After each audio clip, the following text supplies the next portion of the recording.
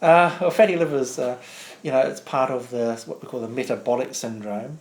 Calories that you eat are not being able to be exported from the liver, and you get increased fat in the liver, which after a certain level affects the liver function. There's two types, one called where there's just fat in the liver, which is called steatosis, and that's a completely benign thing. And then there's a more severe form, which is called steatohepatitis, where there's fat plus inflammation in the liver. So if you did a liver biopsy on that person, it would look just like a person that has too much alcohol. And like alcohol, it can cause progressive liver damage.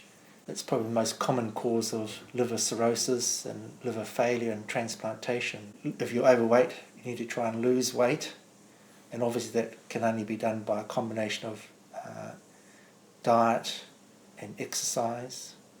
And we know that that certainly helps. And then you've got to tackle the underlying problems, the associated problems like the diabetes. For example, if you're diabetic, often it's a type 2 diabetes. You have to try to go for excellent control.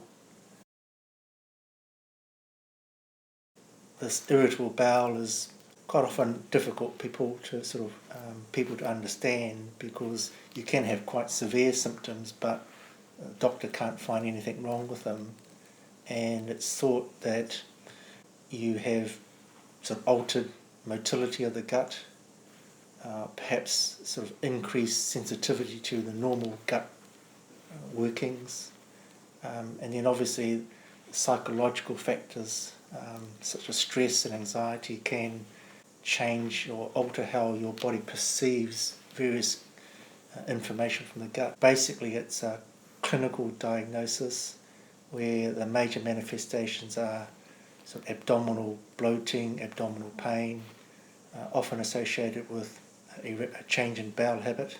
The altered bowel habit could be constipation or diarrhea, or could be a combination of the two.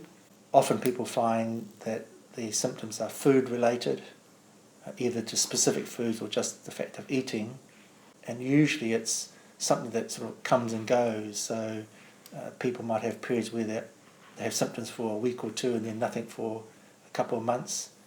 There's a wide spectrum of severity, and as gastroenterologists, we probably only see the sort of more difficult patients. So most, 95% of the time is probably managed by the GPs quite well.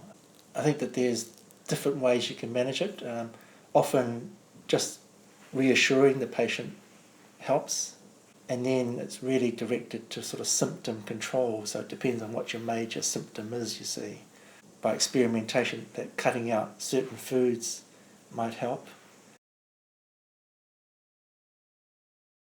I think bowel cancer screening, as you know, there is a pilot in Waitemata.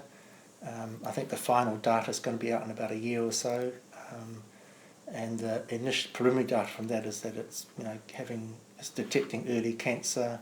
I think the challenges are sort of partly workforce challenges, because obviously it's going to generate a lot of work. So what they usually do with these screening programs, there's different types of screening, but in New Zealand it's likely to be testing your stool for blood, and if there's a positive test, then you'd go on to have a colonoscopy or some alternative investigation, but colonoscopy would be the ideal. So there's that issue there, just having to do those tests in a certain percentage of people you screen. And then if you find something, then there's the ongoing need to have regular checks after that. So it's not just a one-off sort of test, it's the ongoing issues, ongoing need for further tests down the line for people in whom you find something.